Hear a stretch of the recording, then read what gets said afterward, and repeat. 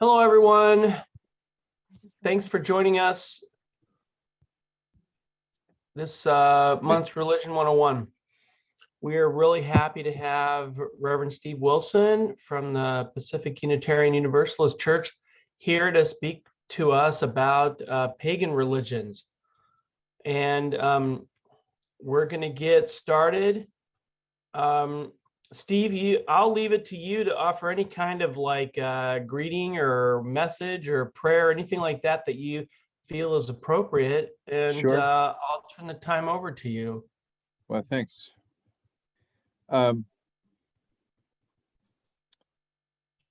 We in the Unitarian Universalist tradition, which is not a pagan tradition, I use this chalice lighting in a service that I did. I think it fits here. So we light a chalice sort of to symbolize the start of the service, and the words I used were, may we be reminded here of our highest aspirations and inspired to bring our gifts of love and service to the altar of humanity. May we know once again that we're not isolated beings, but connected by sinew and seawater in mystery and miracle to the universe, to this community, and to each other. So I'm going to begin just by welcoming everybody and thanking them for being here. Here's a little prayer. It's called the Sacred Hoop. It's a Native American prayer. You've probably heard it. It's kind of a Chief Seattle favorite. He says, "Then I was standing on the highest mountain of them all, and round beneath me was the whole hoop of the world. And while I stood there, I saw more than I can tell. And I understood even more than I saw. For I was seeing in the sacred manner the shape of things of the Spirit, and the shapes as they must live together like one being. And I saw that the sacred hoop of my people was one of many hoops that make the circle wide, wide as daylight and starlight, and in the center grew one mighty flowering tree."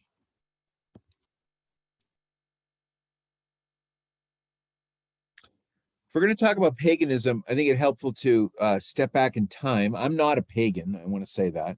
This is a very academic kind of take on paganism, and I just thought, given all the religions, it's kind of an important, context provider, maybe. I want you to imagine a 3rd century Roman administrator looking over his shoulder dismissingly at an old wise herbal healer, a woman, and perhaps spitting on the ground as he might mutter, "Pagani." Pagani is the root word of pagan. It was not initially, as we think of it, a religious distinction, and it never was until today, perhaps even a religion. It begins as an old world equivalent of an urban person calling someone the equivalent today of a hillbilly or a hick. But city people looking down on country people was only the beginning of who would be disdained as pagan. And what began as a slur designed to create distance, to create an other between city and a country folk, grew in scope to be the word chosen to mean all the primitive religious people outside the Judeo-Christian or monotheistic way. So religiously speaking, paganism is an odd word. It's one not unlike the word love or God that's asked to cover and symbolize too much to truly be particularly meaningful. Paganism grew to cover those who to various degrees participate in indigenous earth and tribal rooted practices and the worldview of their ancestors. And it's not inaccurate to suggest that nearly all the local religious traditions that were in place when we lived in tribes would be considered pagan or are. Few words are as nuanced, flexible, or even as loaded. What is troublesome is that built into so many acknowledgments of what is other. I don't know. I'm not looking. Hold on one second. Yes. Give me one sec here. Sorry about that. So built into it is it's not only people who are culturally different, but that those who are different are primitive or lost and in need of both redemption and a little civilizing, which one could believe they do. and seeing that there is something of an other doesn't, that they don't get it, that they are not worldly enough to have what you do, means that there's not much value in what they bring religiously. That's really kind of some of the problem. It's clear to all of us that the Roman administrator dismissing the local healer, right, would not be essentially acting out of the faith of the new empire, certainly that of Jesus, right? We all get that he wasn't being very Jesus-like. But even if a dismissive administrator in our little imaginary century, first century, second century scene was not very nice, he did get something important. This person would get correctly, if not morally rightly, that in his high-mindedness, the empire, the Christian empire, would be the next generation of religious fashion. That could be said to be true of Islam or any sort of established faith. He did turn out, I suppose, to foreshadow in his dismissal, right, of someone more rural, that the repeating cycle of rituals that would be dedicated to seasonal weather shifts, right, which is a focus of paganism, and the patterns of daily life and farming and harvesting and the slaughtering that followed them, would be replaced in the collective consciousness of people with a religion that was dedicated to history and to a new form of time, chronological time. That really is a big difference between paganism and the more modern sort of mainstream world religious heritage that we inherit now. Our imaginary administrator, this sort of Roman administrator, as I imagine him, was in his little gesture saying in an unconscious way that religion was now about humans being above the natural world, and the idea that the central world, the earthly world, was a second-class citizen to an invisible, unearthly spirit. It's a big change. His disdain would also be foreshadowing of how and why paganism would go underground. What this Roman administrator, and it could have been anyone from a world religious tradition, likely was not aware of, that would go missing when these traditions were squelched, would be some of the sort of connections we have to Earth. And it took up till about 50, 75 years ago or so before we'd come to see what we were lacking in that sort of was innately there in paganism. When you celebrate paganism, and I'm not a pagan, you're essentially tapping back into the religious concerns of people who lived life before electricity, science, indoor heating, a time when the sun going down meant less light, less food, more cold, real change, into a time when questions about how or when the food would grow and how the animals were doing and when the sun was coming back really was a very profound matter in a way that it's only circumstantial for us. Concerns that over the last couple thousand years we've come to see as sort of primitive, right, for the creaturely earthly concerns that are pagan. But that's starting to change. Paganism's roots are born at a time when prayers and rituals designed to ensure that the sun's return was real. The most common kind of image of paganism, and there's plenty of them, is the wheel of the year. You can see that image. The modern paganism in the West we're most familiar with relates to the cycle of the sun. The major and minor holidays of the pagans most of us follow are sun-related. They're called sabbats. And there are four major high days. Samhain, which is we would think of in the West as Halloween. Imbolc, which comes at the start of February. Beltane comes at the start of May. And then Lufnasa, which comes at the start of August. There are four different flavor of pagans celebrated at different times, but let's unify them for the sake of not having too much craziness going on. So when you think of paganism, you should think about seasonal changes, and most of the pagan traditions that we inherit and the kind of paganism that we get in the West is from the Northern Hemisphere. That's an important thing to remember. So there isn't a lot of paganism that we would talk about in modern times that come from south of the equator. And that matters a lot because seasons are the reverse there, of course, right? So these holidays are excellent examples. Spring, right? Sort of late winter, spring, August, winter, or the end of the harvest season in Halloween, like Samhain, are associated with the equinoxes, and they were connected to the Celts and a bunch of other traditions before that. You know, it's a lot to take in. Shabbats, think S, sun, right? And there's 8 of those. And they relate really to most sun, least sun, the middle points between those two. And when we think about the winter solstice, a lot of holidays are there, right? There's the solstice, which, you know, sort of pagan.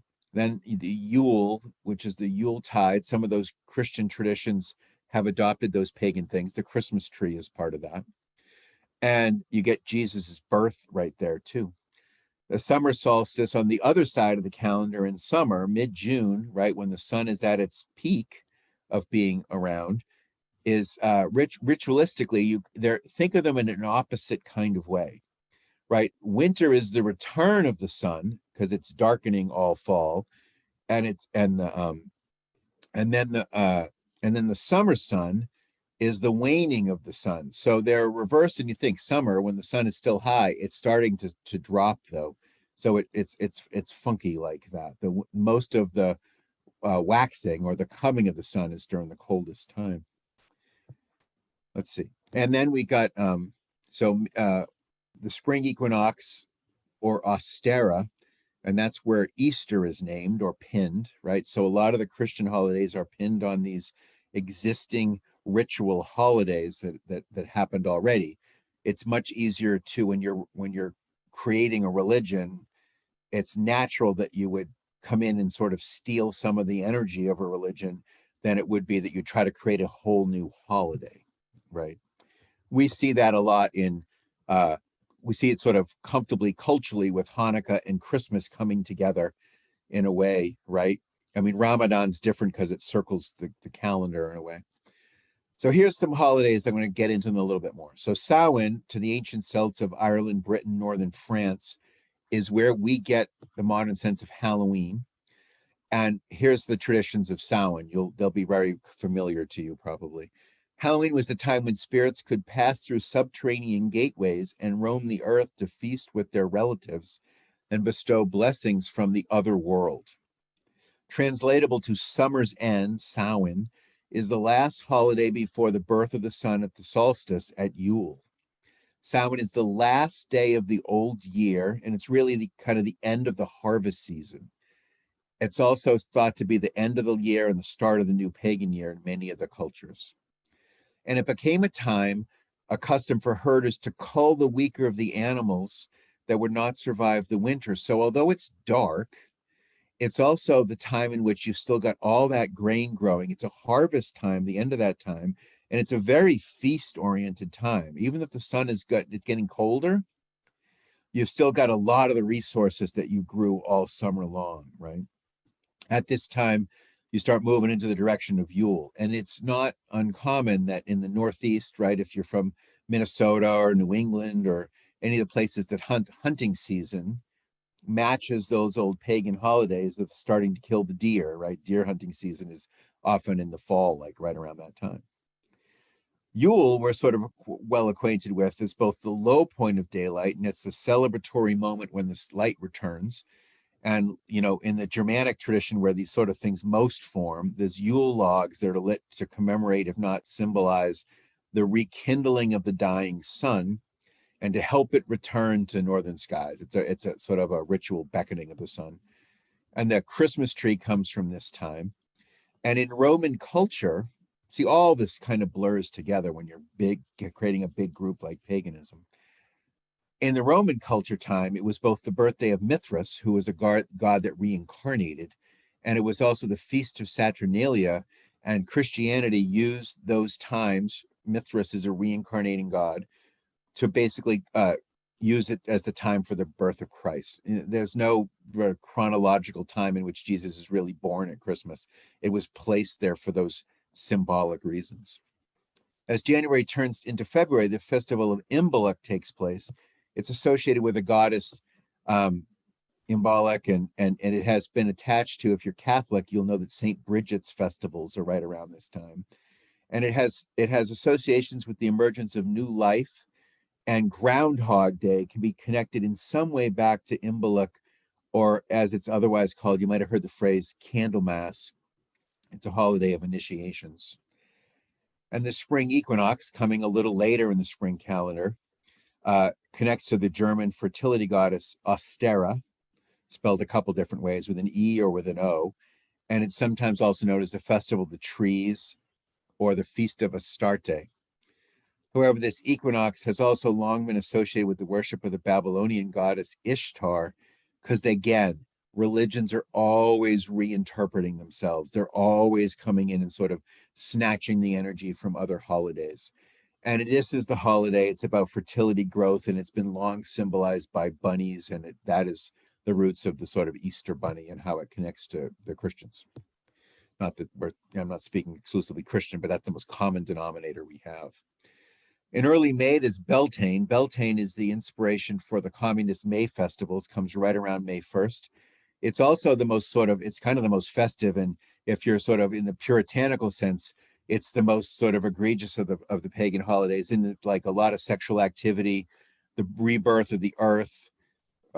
Some groups had raucous sort of sexual rituals. Beltane was connected to the arrival of the sun god Belenus. And it's sort of the opposite of Samhain or Halloween. If you think of them, it's the coming of good times and weather. It's the end of good times and weather. But again, interestingly enough, it was still a time of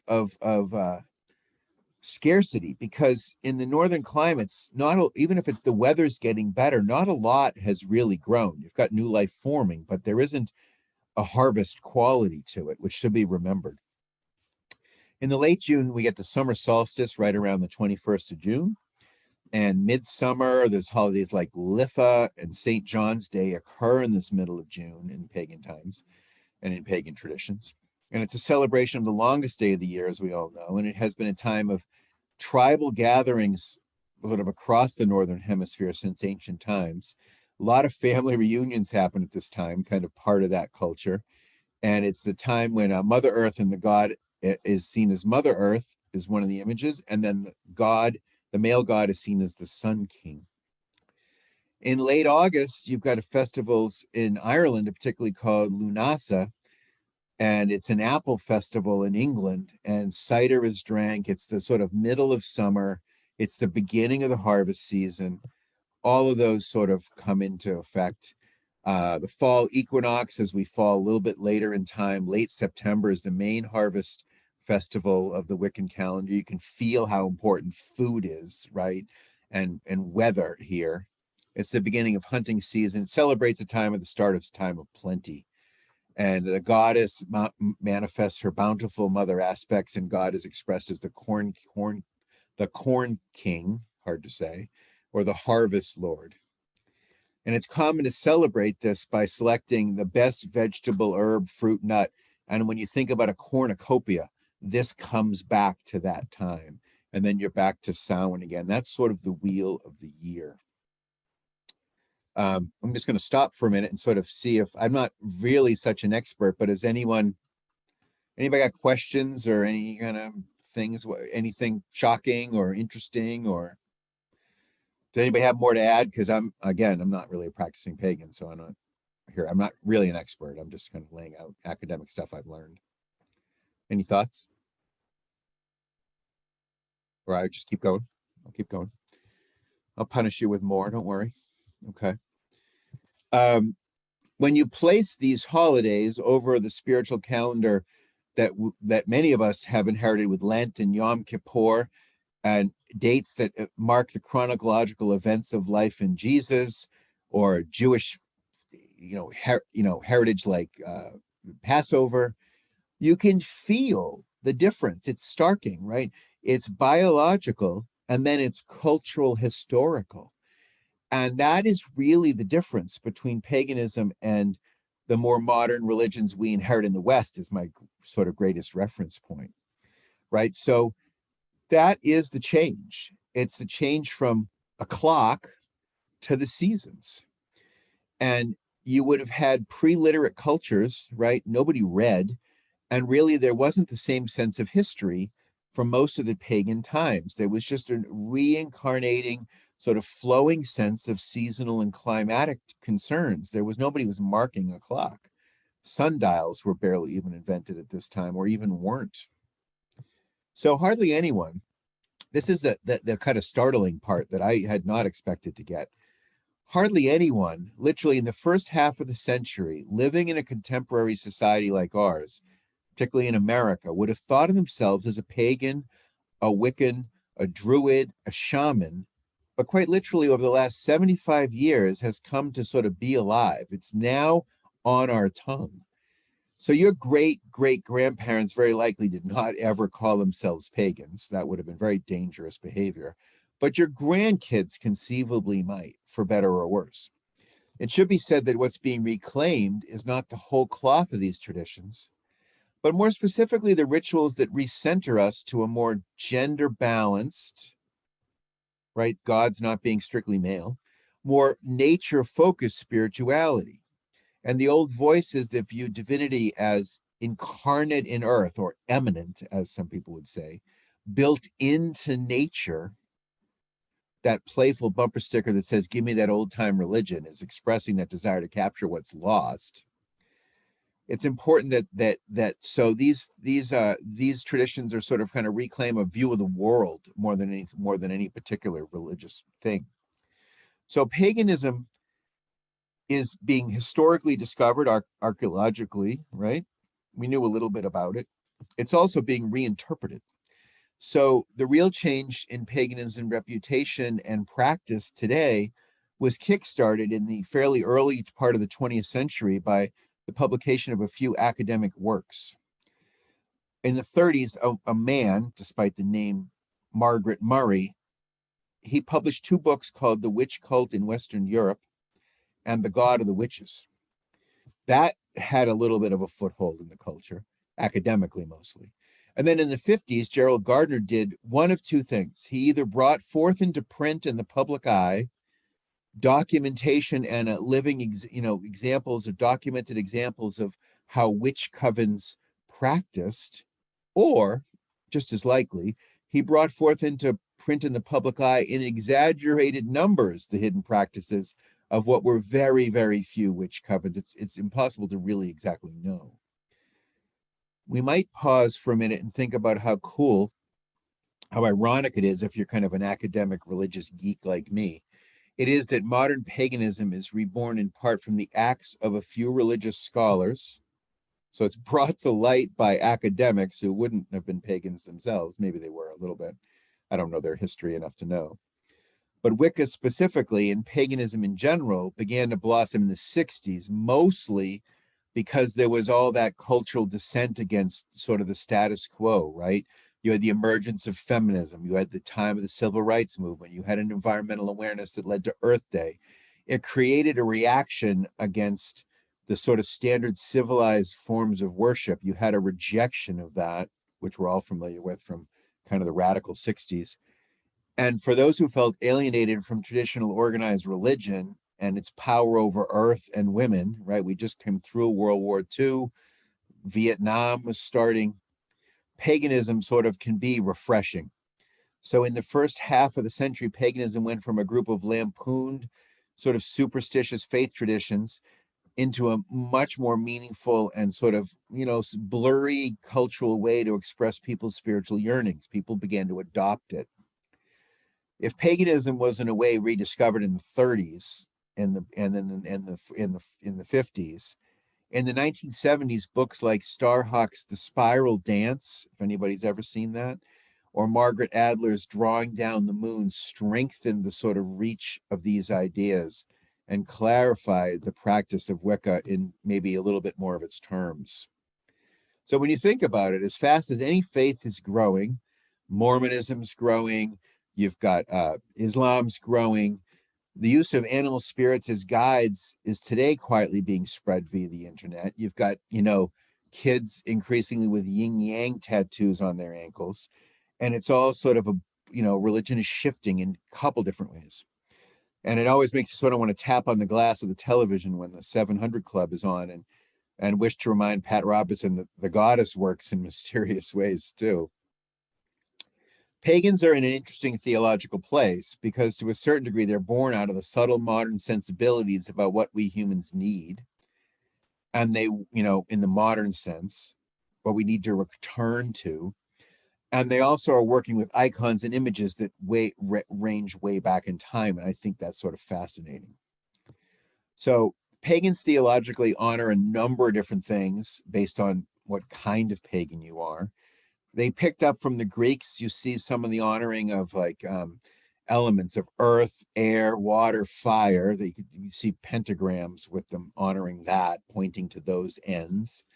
You also have the Native American traditions honoring north, south, east, and west. That's a pagan way to honor things and spatially honor the earth. And then you also have paganism, which could be said to honor all the Roman gods, right? All those Greek gods, the East Indian traditions of Vishnu and Krishna and all those sort of stories with elephants and like a blurring of the lines. That can be considered pagan too, depending on where you stand and how orthodox you are to a monotheistic traditions. Obviously, when you start to list all the pagans believe, it's clear that there is really no singular voice or theme, of course. Right? In terms of appearance, when one thinks pagan, they can accurately imagine a feathered warrior on the plains. That fits.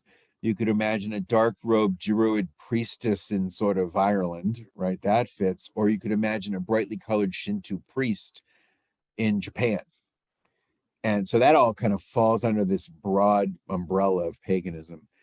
And you might include the use of tarot cards, astrology, the I Ching, if you wanted to, even if you want to do that. I mean, it's that ranging. There's been Christians, more fundamentalist folks who've critiqued Harry Potter and Star Trek and the Lord of the Rings as being too pagan and too different in their theological expression. And I would say that who becomes a pagan are pretty open-minded, kind of smart, generally feminist-leaning, skeptical of the West's traditional paradigms around medicine, theology, even how they define reality. So if you think about what's revealed, Wiccans, Native Americans, shamans, probably Wicca is the point of the arrow. It stands for, it's connected to the word witch or witchcraft. And it's really, the root of that is herbal healers, the phrase that's connected to that sometimes is the craft of the wise. And that makes Wiccas, like Druids, a religious response that grew out of the soil of these European traditions before Judaism and Christianity came to them. And when you think about witches, I think it's more important to skip the frogs and the kind of black hats kind of stereotypes and think about small communities, often known as covens, which serve as a religious, social, almost familial community. Wicca is the most popular of the pagan traditions. We in the West, perhaps it is the most feminist-minded of the modern pagan traditions.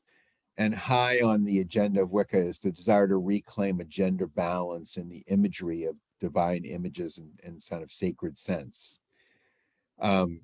I don't have to mention the ways witches have been vilified as using supernatural powers for self-gain, if not directly worshiping the devil. Certainly some people do that. But to modern pagans, magic, usually spelled with a K at the end, is not so much about curses or the capacity to pull a rabbit out of a hat, as much as it is the way that positive thinking, visualization, and ritual, and then herbal medication all sort of work together. And that evolves, of course, too. Those who practice the wise craft are quick to suggest that the pentacle or pentagram is not a symbol of satanic worship. It's an old symbol passed down with meanings that have been reinterpreted consistently even within paganism. So for most pagans, the pentacle is often a symbol of balance and unity, and it draws a connection to those elements: earth, air, water, spirit, distance. It's sort of kind of designed to be spatial. And the image of the circle is an important one because that circle in which the star can sit at times, you've seen them in both ways. You've seen just the star, five-pointed star, and you've also seen it circled, tends to kind of thought that it balances it. It gives it a balance it gives it a life cycle kind of image to it. So let's see, another strong element of pagan spirituality is the Druids.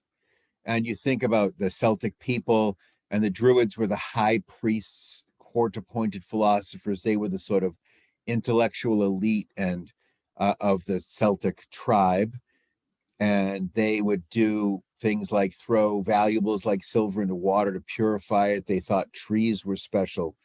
When you think about the image of the sword and the Lady of the Lake and Merlin and the pulling the sword out of the stone, that has a lot of Druid associations with it. And the Druid tradition ebbed and flowed and shape-shifted.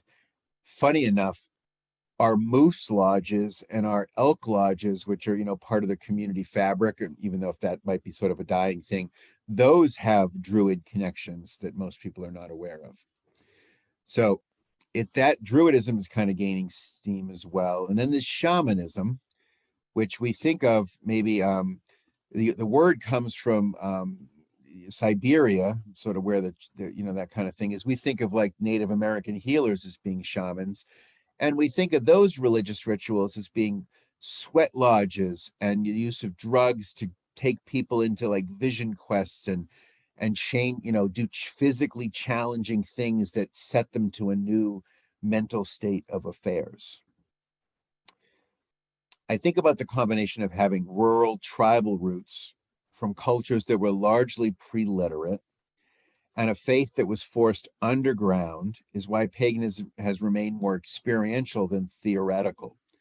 It doesn't have academies, right? It has a pre-literate quality to it, but that has kept it sort of being kind of fresh, right? It has a flexible and maybe a heretical or transformative quality to it.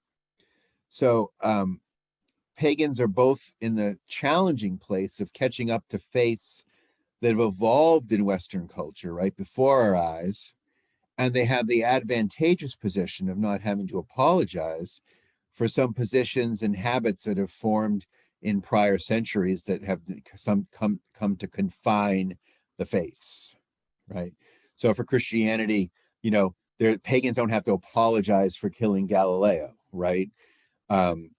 In the Mormon tradition, there's a lot of effort to get away from polygamy by many of the mainstream Mormons. So there's not the historical pieces that those modern traditions have to sort of figure out how to manage.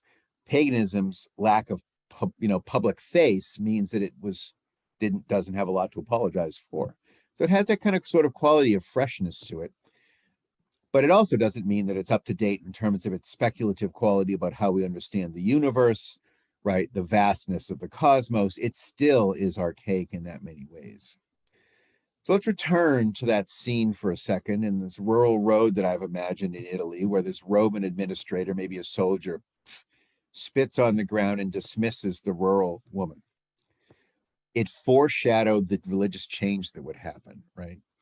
But what that person could not see, that we're coming to now see, is that the journey of the new faith, the civilized faith of Christianity, that would be rooted in how we humans relate to one another, and would to a large degree lose the relationship of how we related to earth to a large degree, although there's elements of stewardship in the Bible. Really, the modern religions that we would call the world religions, Buddhism, Islam, Christianity, Judaism, those religions are about how humans relate to one another.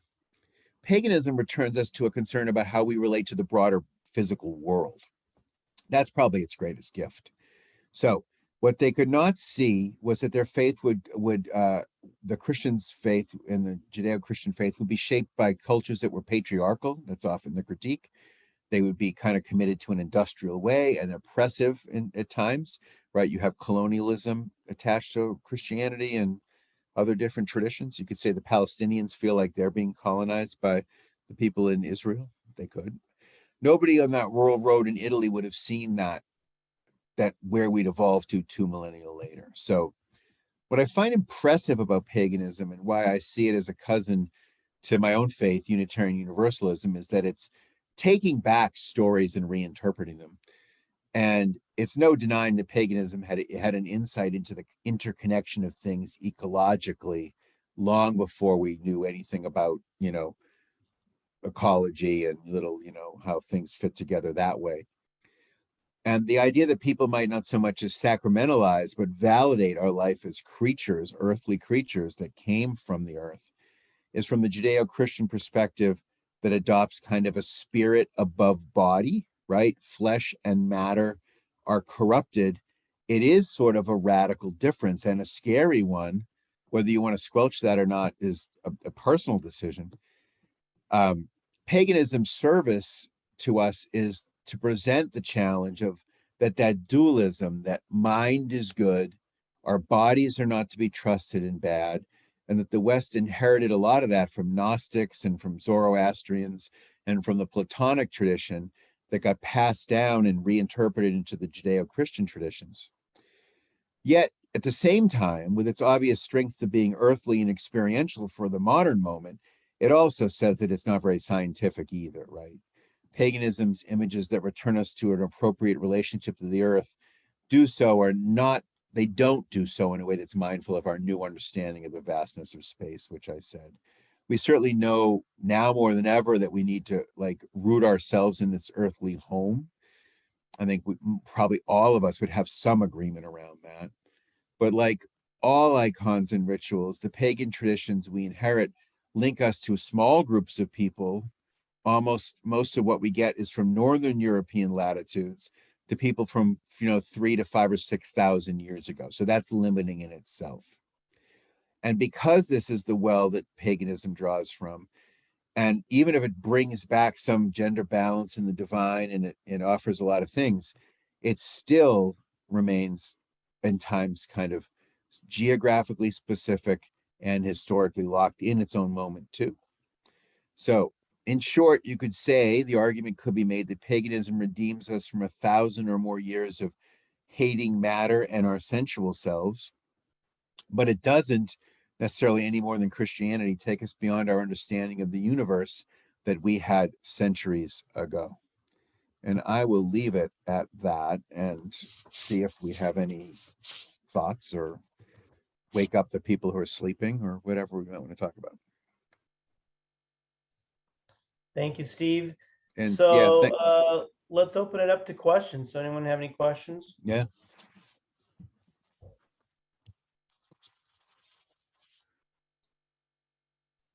Well, I'll ask a first question then. Sure. Yeah. So what is there some type of ethical values, moral values, principles that folks use to sort of make choices and decisions in relation to their I'll say their life, their own behavior, their relationship with others? Can you talk a little bit about really how that relates to in any of the pagan religions that you mentioned? That's a great question. And I know very little about that, so I'm probably not the right person to answer that. I know that there is a strong ethic of do no harm that, like, you think of the Hippocratic oath that doctors apply for. So there's that. Pagans also, Vikings were pagans too. So they were, off slaughtering and, pillaging and stuff. So it doesn't necessarily make every group of people necessarily a noble person, right? Native American participants who we would call pagan scalped people and did a lot of other things. But can I yeah, go ahead. Make a comment to that though? So sure. There's an aspect of tribal based cultures where they may not necessarily follow the same moral principles in relation to life or use of resources, animals and stuff than others, but wasn't there sort of like at least a code, as they'd say, that did relate to sort of what their, sort of supported their values around, let's say, family and perhaps tribe, and so I think you probably could see that in Viking behaviors. It's fascinating to me. I'll just give a little comparison. Keep going. So I was a real fan of the History Channel show Vikings, okay, and I watched like lots and lots of episodes of it, many seasons, and was also a fan of the FX TV show Sons of Anarchy, which is about basically motorcycle gangs. Yeah, I watched that show.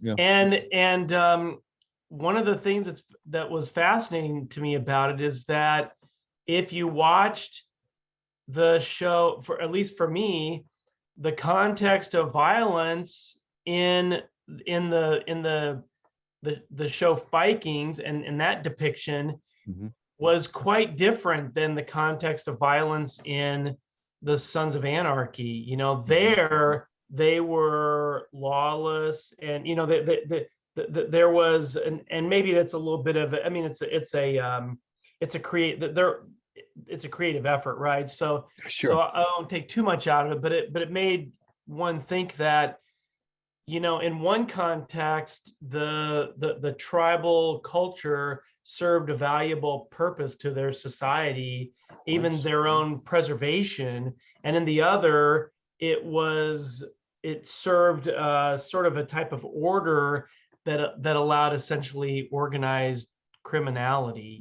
So I have the idea that some of the my question was not so much about whether or not they matched moral values that we might hold as Christians or Jews or Muslims or whatever, Mm-hmm. or Buddhists or whatever, but do they have a code? And maybe that was part of your answer, is to use I those mean, examples. I think your point is the answer, in the sense that every human group of people have codes of conduct, right? An eye for an eye, that code, in the Papua New Guinea tribes, there's a very, you kill a corresponding person to a tribe who killed someone in your family. We in the West today would never think to punish the brother or cousin or wife of someone who committed a crime, because we've focused our culture on individualism, right? Like, so there's always, like, there's never a perfect answer to that, of course, so I think that has to do with, I mean, there's trends, right? Like, one of the trends that I sort of alluded to was that when you get to, you get to Christianity, you get to Islam, you get to those traditions that are encompassing millions of people, you've got codes of conduct that are always, together, and they chafe against anyone who is an other.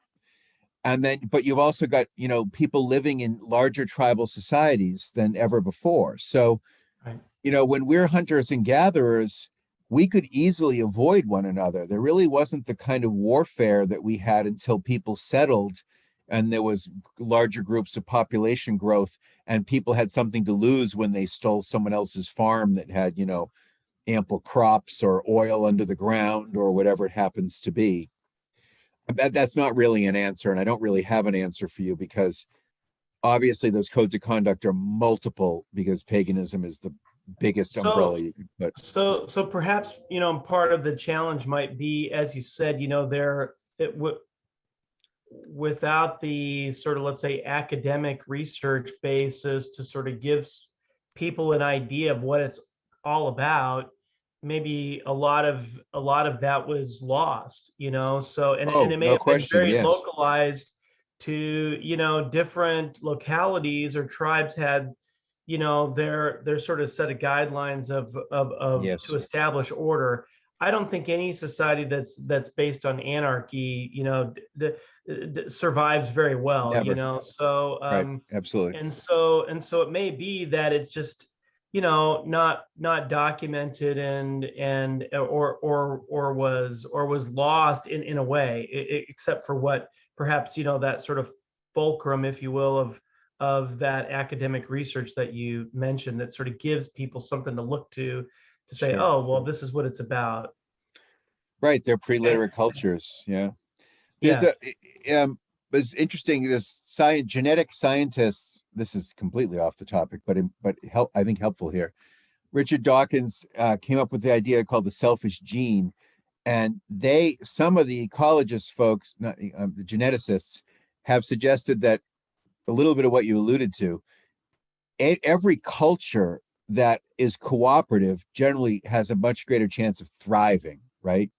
So the genes of that culture are going to thrive. And, one of the reasons Homo sapiens thrived, other than maybe some divine intervention, if you want to credit it for that, but the scientific answer is that we thrive because we were able to cooperate in larger groups better. Mm-hmm.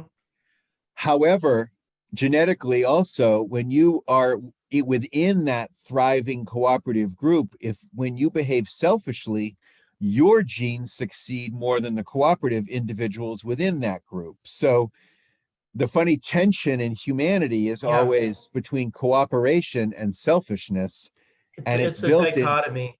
It's built into genetic success. So we're always going to have that tension.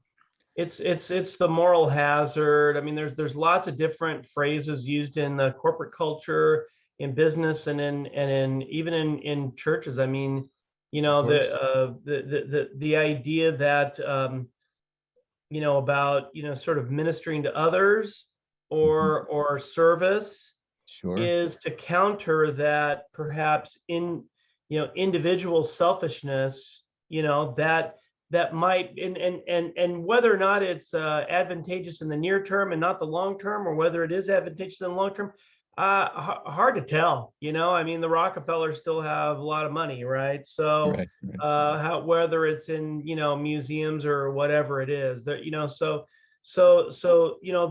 there are perhaps some things in different religious communities that try to moderate that.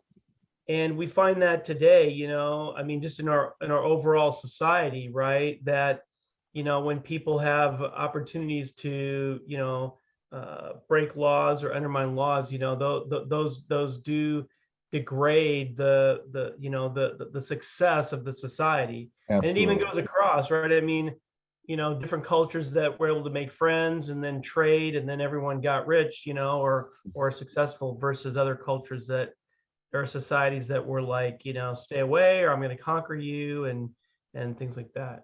Yeah. Okay, thanks. Let's hear from somebody. Anyone else have a question? Let's get away from the two boys.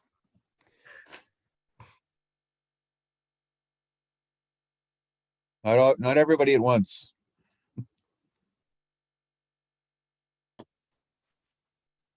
Okay.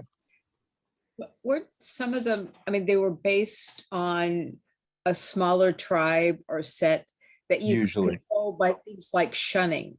I mean, Mhm. now it doesn't make any difference if, you can just get on the internet and find someone who agrees with you and you can form your own community. Whereas there, you in some ways had to conform in order to survive.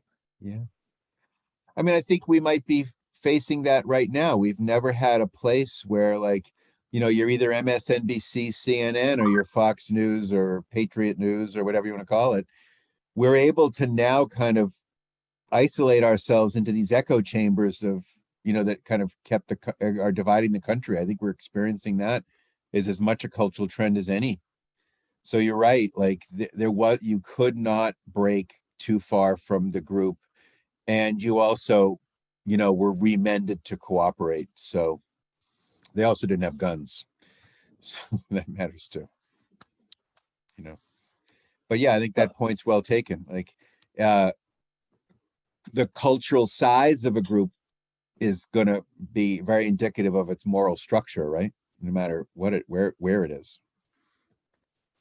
And I mean, I'm somewhat familiar with European, but wouldn't tribes and cultures in Africa and South America pre-missionaries have had, I mean, the Aztecs, they all had their own. Do you know anything about their cultures, their religions? I mean, a little. I mean, I know that they, they practice human sacrifice, right? They had a very ornate, imaginary sense of a chronological period of time in history. They were kind of, it was very evolved, very ornate. It wasn't necessarily very accurate. And I do know that the timing of white Europeans to when they arrived was sort of, couldn't have been better for the white Europeans, because they saw it was every 50 years, there's like a renewal, there's a poignant kind of year, not unlike the year of Jubilee in the Jewish tradition, right? Where things get kind of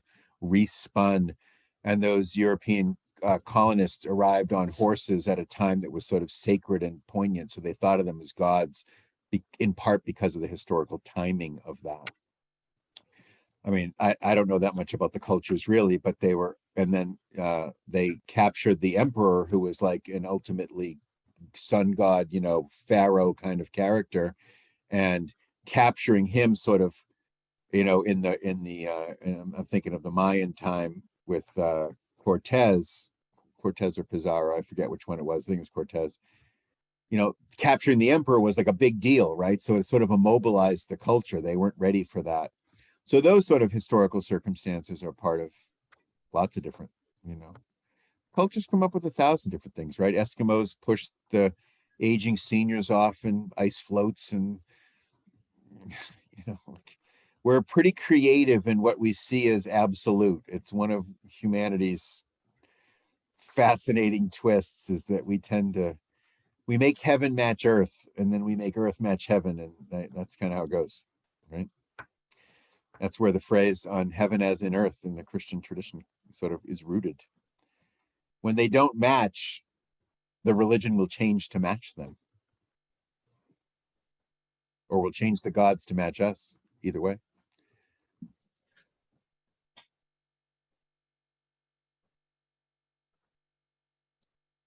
That's all I got. Thanks. Any other questions?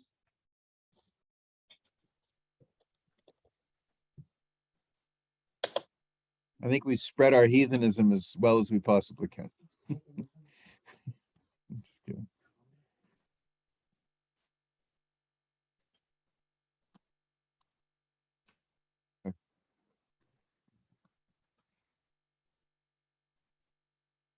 Not a very talkative. Not a very talkative group. Nope. Yeah, Maybe you just did such a great job, Steve. maybe. maybe not. Well, I think I'm going to sign off. I think we're good, unless, you know, people want to talk, we can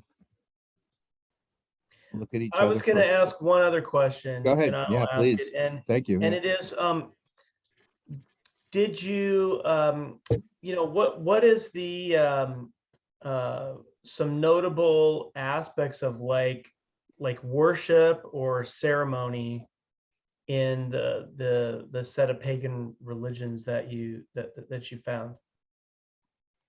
Well, in Wicca, there's sort of smaller communities, right? They're kind of gathering in ways I think you might imagine. In the modern sense, there's covens. They would almost be, I think of them, and I don't know how accurate this is, but you know, like satellite churches, when they form, they're sort of small groups of people that are parts of an offshoot of a larger group, almost like a home church.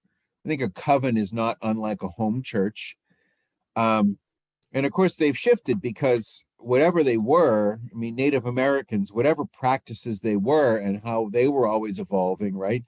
I mean, the Iroquois Confederacy, you know, they would fight, but they would come together every year, and then they would come up with rules that essentially kind of were the paradigm for our sense of, you know, kind of Congress and things in the United States. We got a lot more of our policies from the Iroquois than we ever really talk about too much. You know, in Native American tribes, there's different sizes of groups, right? They come together in their own different ways. You know, I'm getting into stereotyping things like they're smoking peace pipes. I don't have enough wisdom to speak, you know, without being offensive to people that know more. I'll just shut up. But 1,000 different ways, of course, 1,000 different ways. I think the limitations or the differences are greatest in the sense that probably all of us here, I grew up Episcopalian, I became a Unitarian, and you know, but I generally have formed my theology in an academic setting at divinity schools, and that is, you know, generally part of a broader Christian framework that, you know, that has incorporated academia into a faith structure. I mean, all of it is, we're all sort of combinations of factors, aren't we? Right? Like, that are deep and rich. And, you know, I mean, I'm like, you know, you, James, you looks like you have at least a little bit of faith in the Dodgers, even though I believe you're a Mormon, right? So we all have allegiances that, like, I'm a Patriots fan, right? I'm also you know, whatever.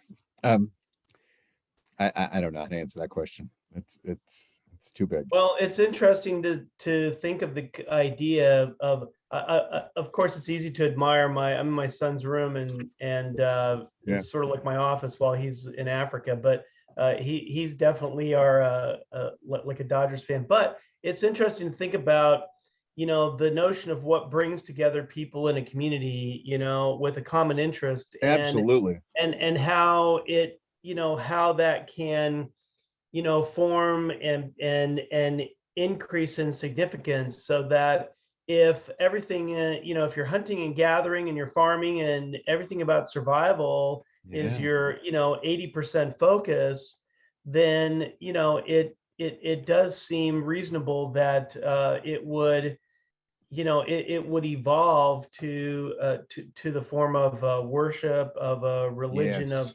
of spiritual significance, because it just it seems reasonable. And some folks, like, for example, when Chief Ramos spoke to us about Native American worship and religions, it was one of his things that I remember is that he said, it brings a lot of let's say simple focus to your life, to where, and there's a lot of peace Yeah.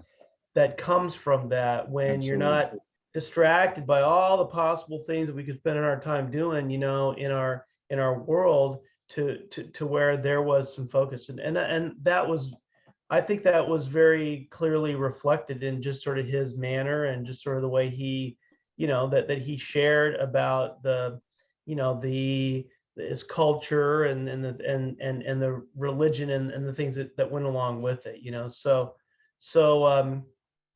yeah, so we sort of, like, tend to elevate things that are important to us, and whether it's for our pleasure, or for our or passion, or for survival, it can come out of that. And that's not a surprise that, in some religions, that, and in the broader context of society, that can become a basis for persecution and harassment, stuff like that. Is that people, bring everything about the world into their religion, right? And so, and then it gets reflected in, the laws, the civil laws and stuff that they have, and stuff like that, which becomes, perhaps an obstacle, or in direct conflict with others who don't necessarily, are not part of that group. So Sure. okay, know that any my other uncle- questions? Thank you. Yes, I wanted to make a comment. I'm sorry I came in so late. I'm Sure, in go ahead, Elaine. Texas, and the time just gets really weird because I'm 2 hours ahead. And so I always forget what time something is in California. And so one of the things that I wanted to make a comment on a lot of the pagan religions. I studied anthropology, and I've always been very fascinated by the pagan religions, by the egalitarian groups, and even from the beginning of the goddess and the goddess religions, and it started with the hunter-gatherers. And one of the things that stands out is the ritual, that they're all based on ritual. They're from when the children are tiny little bit. Sure. They are immersed in ritual, and everything is about the ritual and about the community. And like you said, that there's small groups that come together, and that unity is so strong. And of course, Yeah. then we have the medicine men, and what some people call them the witch doctors, the shamans, Mhm. and that just give them so much hope and look up to something. So it's always that hope in there, and just looking to each other for that unity and that that everybody is there for each other in the group, I think is one of the most important things about the pagan religions. What brings people suspicions is when they don't believe the same things, when let's say you have the multiple gods, or you worship the trees, or you worship the coyote, brother coyote or cousin, whatever, and people just start thinking that these people are insane, and that start thinking of them as outsiders, and but that is very important for them to have that connection with those animals and the nature, and and those trees, because those are the people, those are the animals, those are the nature, that's where they live, and they find comfort in there, and they know that if you, how to say, if you don't find something in common with an animal or something, then you become the victim. Then you fear that animal or whatever. And so finding unity, they find how they learn more about the behavior of these animals and about the behavior of nature, and they learn more about which trees are good, and when the harvest time is, and all of that. Mhm. And it's just Christianity comes in and say, these people are just worshiping devils because they are more in touch with their environment, and they learn to live in that environment, and they become one with all of it. To me, that was always very fascinating. Especially the ritual, that, for everything, there's a ritual, there's a festival, there's a celebration. And so the children are always right there with the whole village, and that the fact that there's not one making the decisions, but a group of people, like the group of elders, or the covens, or the whatever they want to call them, is that unity that they find, and that strength that they find.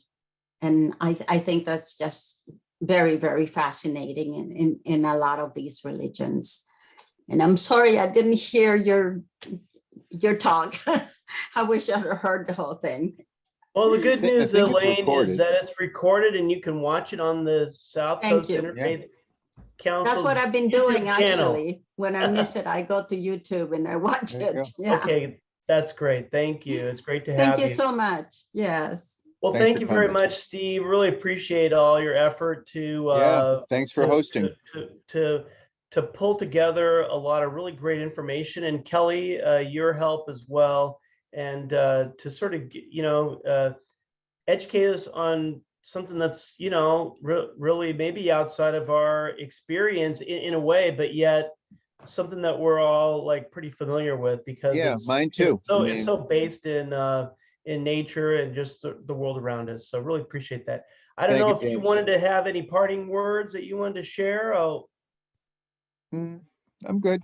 If not, then everyone stay tuned. If you haven't left your email, put in the chat, I'll grab it. And still planning the Religion 101 for June, and then have some more coming later in the year. So so if folks do have ideas, by all means email me. If they know someone that of a religion that we haven't hosted in a Religion 101, or if there's a special topic, we're starting to have some of our sessions on specific topics, then by all means, please email me your ideas, and especially if there's someone that I can contact. So I'm not like Steve. I'm not as good at going out and researching it and doing such a great job like he did. But if you have ideas, by all means, let us know. So until You're the then, we'll host. see everyone next month. Have a great evening. Thanks, James. Thanks all for coming in. Thank you. Bye now.